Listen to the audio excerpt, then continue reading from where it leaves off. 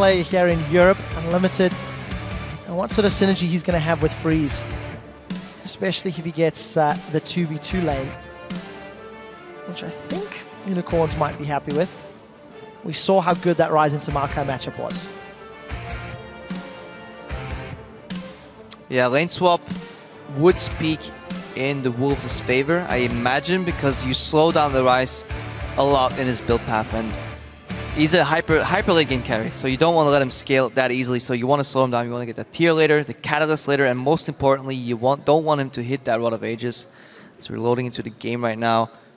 A very low wave clear, a lot of pressure coming out from the Unicorns early if Power of Evil on Cassiopeia pushes in that cast in there.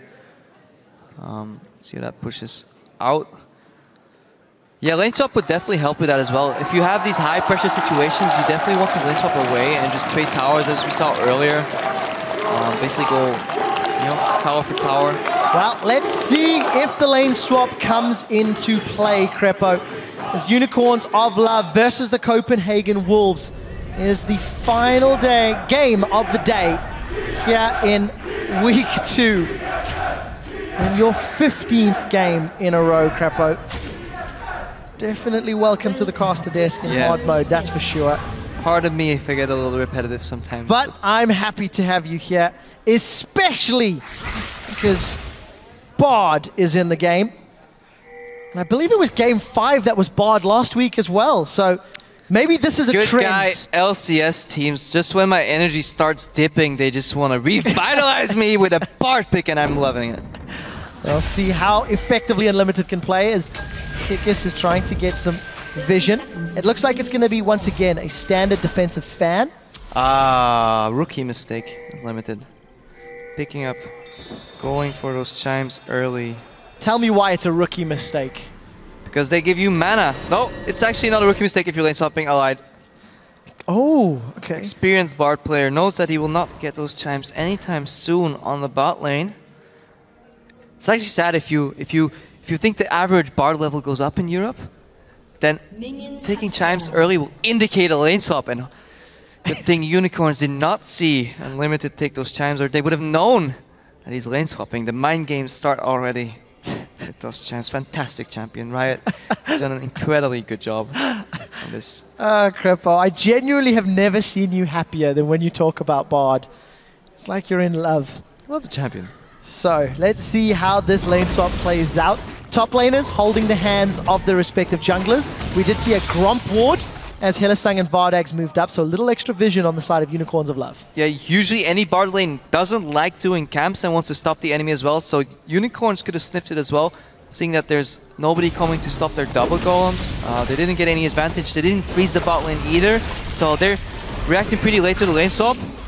Hylissang's looking to interfere a bit. Airwalks saved his smite. They did Wolves first, but he didn't smite, and that's what you have to do. You save your smite for the contestable buff, then you take 2 camps, not 3. You don't want any shenanigans right there. 2 is enough. You want to get out of there, split up the map again. Both teams start on the weak side, but no punishes there. Well, I'm happy to see Power of Evil back on Cassiopeia. This was one of his signature champions coming into the LCS in the Spring Splits. And he's pushed the wave in, as you touched on, in picks and bans, Crepo. Soren's dropping a lot of CS here, already 5 CS behind, and this is exactly how this matchup plays out. Jungle and top laners are still busy clearing, because we know where the jungle and the top laners started. Power Evil has a good idea of where they are right now, what their speed's gonna be is. If he's well aware of it, he'll start leaning to the right side of his lane soon enough, potentially ward his left side. Ooh, cannon minion was missed. The crowd did not approve of that one. Freeze, for all of the hype and for all of the performance, got to get them CSs. So 4v0s again, as we are seeing a mixed amount, I feel. Very common when you don't have any wave clear yourself and you want to speed up that early game to get through that rough patch. Good move on the Wolves side, and UOL is pretty much forced to do the same thing right now, unless they already did what other teams sometimes do, is send 3 people there to stop it, but then you have the risk of getting dove. Both teams opt to do a gentleman straight. And this time, unlike last week, we see the waves being bounced back, and this is an improvement. Last week, Copenhagen Wolves did not do this. I got mildly angry. We're seeing a roam here from a limited level 3 on Power of Evil. He might be oversent a bit too much. Well, let's find out. He manages to get a little movement speed increase. Spotted it. Slither his way away. But the next question, will Freeze freeze? Because last week on the Urgot, didn't really do a whole lot. This time he can't freeze because the wave bounced away from him. Well, unless you're psychic and you pushes it in, resets it, and then freezes it away on this very elongated lane. Don't think that's going to happen. Lucian, aggressive early, carry, double pickaxes, picked up, swapped away.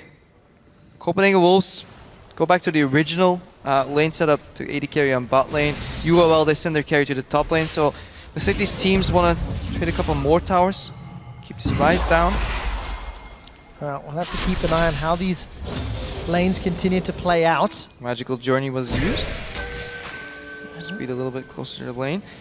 Now I like, as I said before, Bard into Rise because he's not that mobile. So if you connect the Q slow, Lucian can dash in, do some damage. However, Rise Morgana is not to be underestimated as a 2v2 pairing. If you can, back in the day where lane swaps were a lot more common with Rise, pairing your support with Rise is dangerous for the enemy team. You have a snare. Usually the supports in that metagame had a lot of CC. Gragas is coming in here as well, and we might see that bloodbath we were hoping for so much. Well, definitely what we're looking for. Unicorns of Love, remember, secured 1 kill and gave up 4 deaths before 15 minutes. Might get punished here. Let's take a look. Body slam does not connect, and you can see the 5-10 changes in action. Get fit with Gragas, definitely punishing him a little bit there. Lost, like you said, that weight on the body slam. The collision radius was reduced. Return gank here. Arax sniffing out Vardax. There is a teleport coming in from Youngbuck. Vardax is trying to put damage onto Youngbuck. We do see Vizichachi. He's going to pick up first blood there with the Rise. It will be Airwax going down,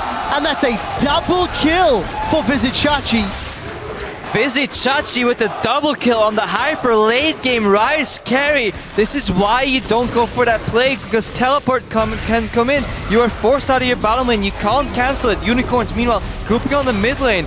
Nobody wants to force him out and does not connect, and pressure everywhere from the Unicorns, and already 1,500 gold lead. Well, Magical Journey unable to secure the kill. And we do see Vardax and Chachi. Ooh! Arcane Smash, not this time round. 3 commentators this just realized. The crowd. Love it. Yeah, crowd's got a good amount of energy today, that's for sure. I just realized I said Youngbuck was teleporting in. It was Chachi who was teleporting in.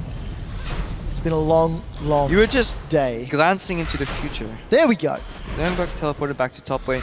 Let's take a look at the CS there. 32 in favor of Youngbuck to the 14 of Chachi, but obviously double kill. And of course we see Power of Evil farming up a Storm versus Soren. And look into what that translates. If we go back to the champ select where we said, yes, you want to lane swap. Why? Because you want to delay that tier. You want to delay that catalyst.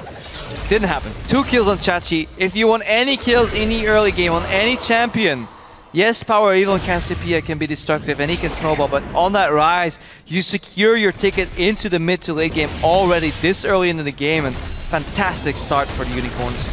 Well, we'll see if they can continue to capitalize, because Huni's Rise went very, very far ahead.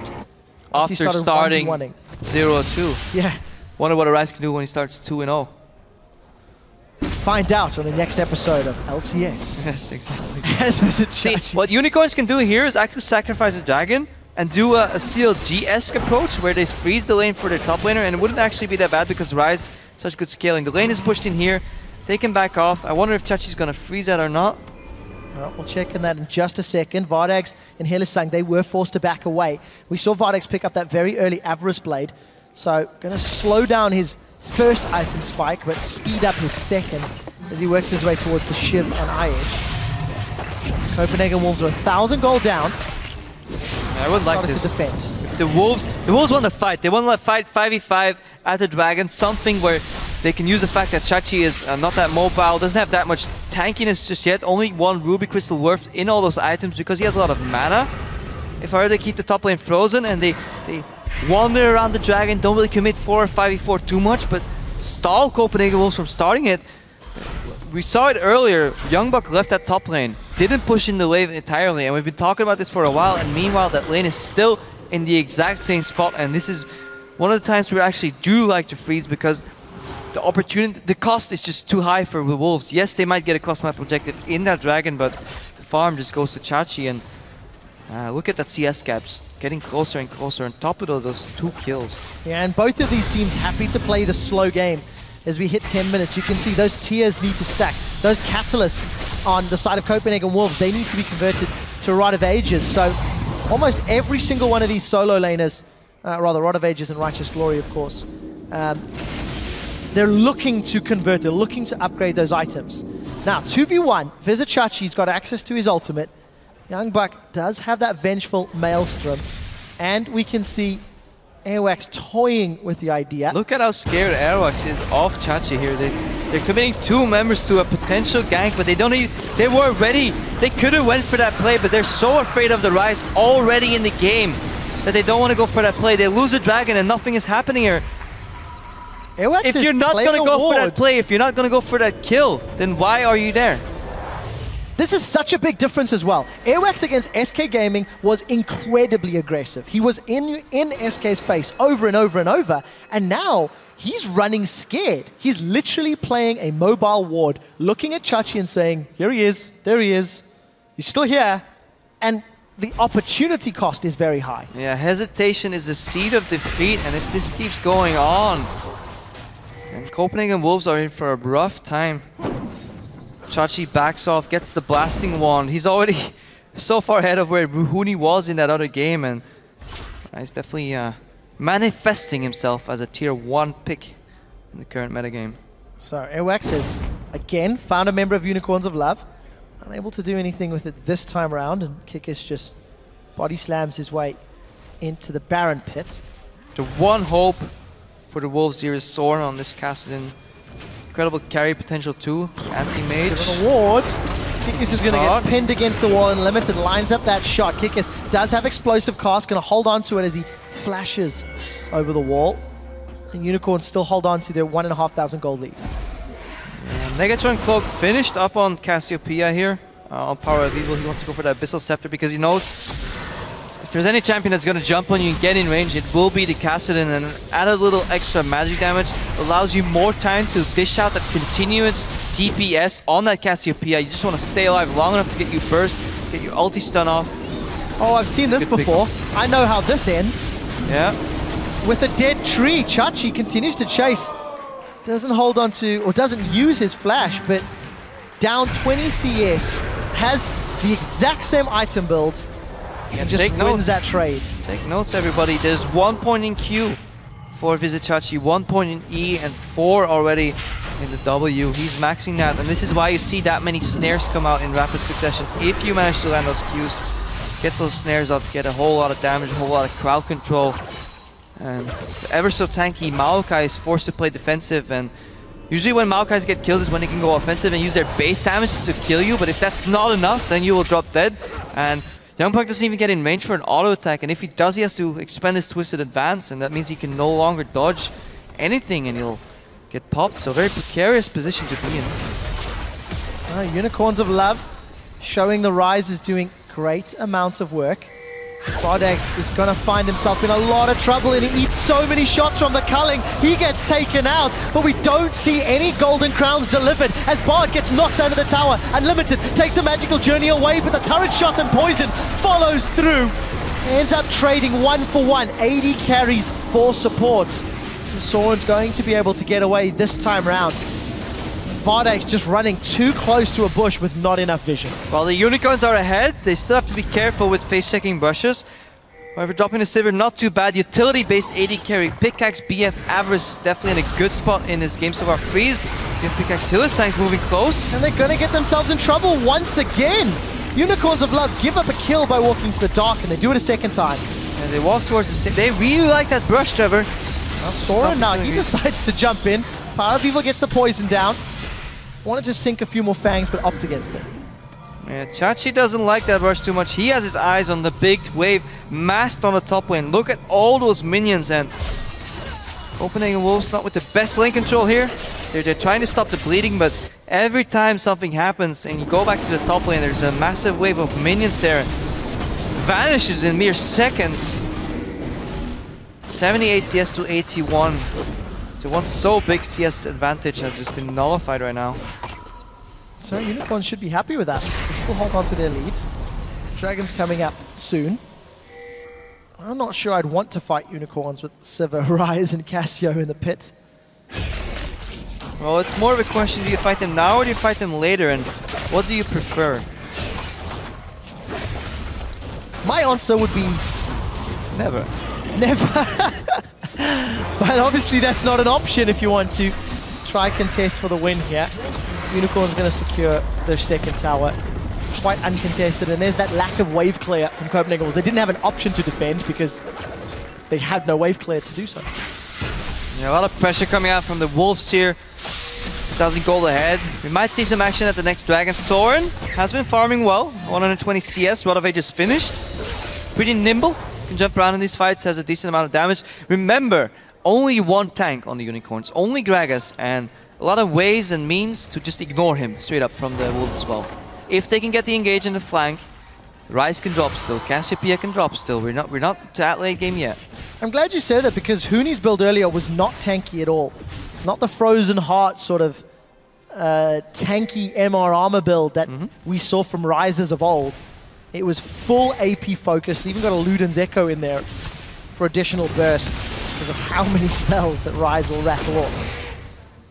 Yeah, Luden's definitely interesting to see how he enters that Rise build.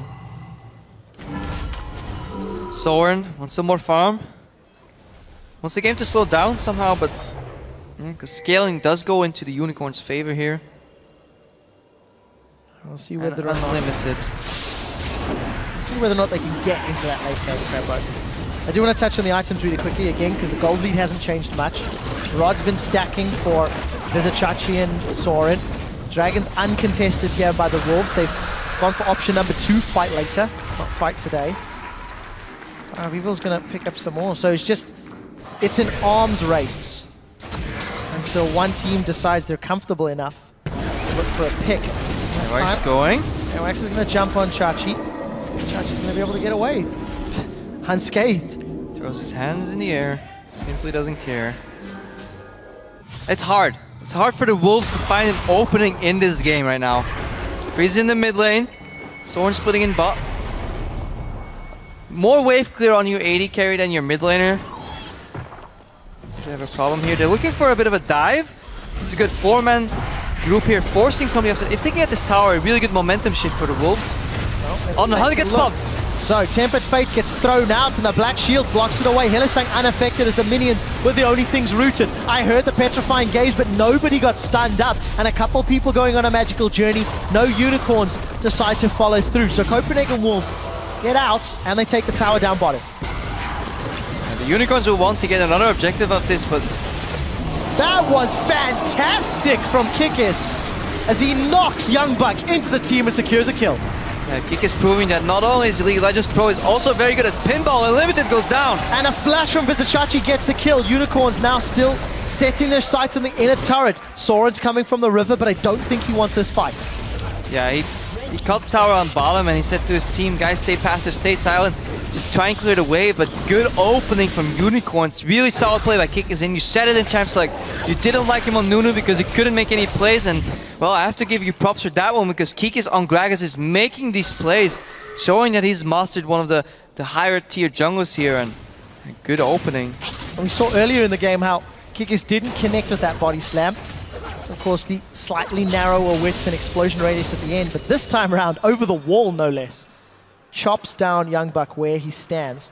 Youngbuck's still trying to get tanky, but really just a mismatch of items.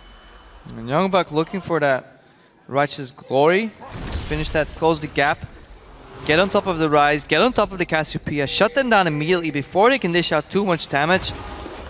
Falling behind the Airwax scouting, and he has 2 kills, but he has to be careful that he doesn't follow his fence grenade path. Evelyn is incredibly squishy at times in the game, so you have to make use of a good ultimate to get that shield going, and then the value out of that. Hylissang finds that his tower does not have enough true sight. There's another pink word on that. Well, Kikis gets rooted up. The barrel's actually going to knock Airwax to safety. Blue buff was not stolen though. Keep that in mind. So So tempting, that portal. Unable to take it. It's difficult to not push the button. It is. Restraint is necessary. Maybe you do not click the journey. Magical journeys don't have a happy ending. Hylissang going low. Well, Freeze with the second culling of the game where almost every shot hits. He's sitting on that Infinity Edge and a very big CS lead over Vardag's Sivir. But unfortunately doesn't get the kill. 30 seconds for next Dragon. 5% extra movement speed. The Baron. For the Baron. I was wrong. Dragon's a few minutes away. Icons, what are they? What do they do? Who am I? I'm afraid I can't answer that question for you. We do see another early Aegis. Teams are learning this week. Something we didn't really see too much of last week. And we do see Chachi. He's caught young snare, 2 snares. Tower is 3 low. snares. You see Vardag's 4 snares coming in. I think we're starting to identify why this champion, Trevor, is good and why you may be wise enough to pick up some Mercury Threads against this champion. Well, it's definitely going to be needed. Unicorns of Love get their 6th kill, their 4th tower. Dragons up in 2 minutes. More snares than a drum recital. Broken 20 minutes on the clock. The Unicorns are making the Wolves dance to their beat. Soren jumps in for the team fight. Unlimited, can you save your teammates? Tempered Fate comes down and Vardags, I think spell shielded that one. Soren does not get away as Vardags gets one more auto attack. Big critical hit onto Airwax. The barrel throws him against the wall. Another barrel throws it down. Agony's Embrace will not keep him alive. And Vardags and Power of Evil get some more kills on the board. This is what we were expecting. This is the bloodbath we were looking for. 8-2 right now. Unicorn 6,000 gold ahead. Vizichachi virtually untouched. And Power Evil, he doesn't even have to land the stun of Petrifying Gaze. He can just chase Evelyn down their flashes aggressively, and towers going down, no wave clear. Things looking grim for the Wolves, and they're wondering, why did we leave Rise open? It's getting a whole lot more grim, because if you look at the itemization that's just been picked up, Archangels completed and instantly upgraded to Seraphs for Rise. Luden's Echo in the mid lane. Static Shiv and Vamsept, the Sork Shoes as well. Like, Unicorns of Love have just spent all of that gold lead. Efficiently as well. Really solid combat stat. Aegis finished 2 on Morgana. Everything works in unison. They're hitting quite decent power spikes in the mid game while they keep scaling for the late game at the same time. Wolves, they will need to make a pick a la Roccat earlier. Surprise the Unicorns with their decision. Find the pick somehow. Take one guy down, then take the next guy down. Keep resetting somehow.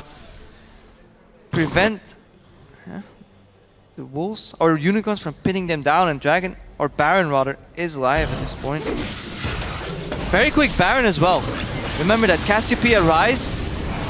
They throw somebody off guard. And a 3rd Dragon to boot. This one's actually the Dragon, not the Baron. Unicorns of Love can play any threat they want at this stage. They've got wave clear, they've got mobility, disengage, threat on Baron. It's just a matter of pick your way to win. Master of all trades, jack of none at this point for the Unicorns. Oh, when you're that far ahead, you don't really mind. 8,000 gold. That was a 1.5. That's a flash route. Soren is nowhere to be seen. If you can flash snare a Kassadin and take him down before it's time to jump out, things are getting pretty dire here. Unicorns, they want to snowball this game. They don't want to take it to the late game like we've been talking about. They want to end this game early. So let's see if they can get this inhibitor turret. 20 seconds left before Soren is able to spawn. Tempered Fate's available. It's going to lock up a few Unicorns of Blood, but it's simply not enough. Youngbuck gets knocked forward and everyone gets knocked away. A kill on the board here for Copenhagen Wolves goes to Unlimited before Youngbuck is dropped. That's a double kill for Power of Evil, and Unicorns turn their attention to the tower. Hylissang reclaiming his title of European Sniper with another fantastic bind on Airwax there. Open up the possibility to take that inhibitor. Good Bard ultimate from Unlimited, but it was too little, too late. And the crowd is favoring the Unicorns. I wasn't aware of that. I wonder why. I wasn't aware of that at all. Unicorns of Love, 11-3. They got super minions at 23 minutes. What a great position to be. Question again. This is why Bard ultimate is good in tier, because you can keep some guys invulnerable, then take out the rest while the tower hits them, so you make the 5v4 fight or 5v2 potentially, but Vizichachi deals enough damage to go out. Shutdown goes on Unlimited as well. And then this bind on Aerox, just nailing the coffin right there. So good.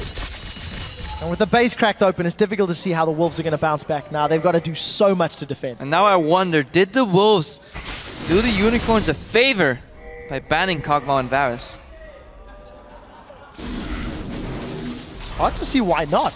Especially when you look at the pick ban and you think that, yes, Bard was the last pick, but we've seen multiple times Spell Shield and Black Shield preventing that Tempered Fate from doing anything. Yeah.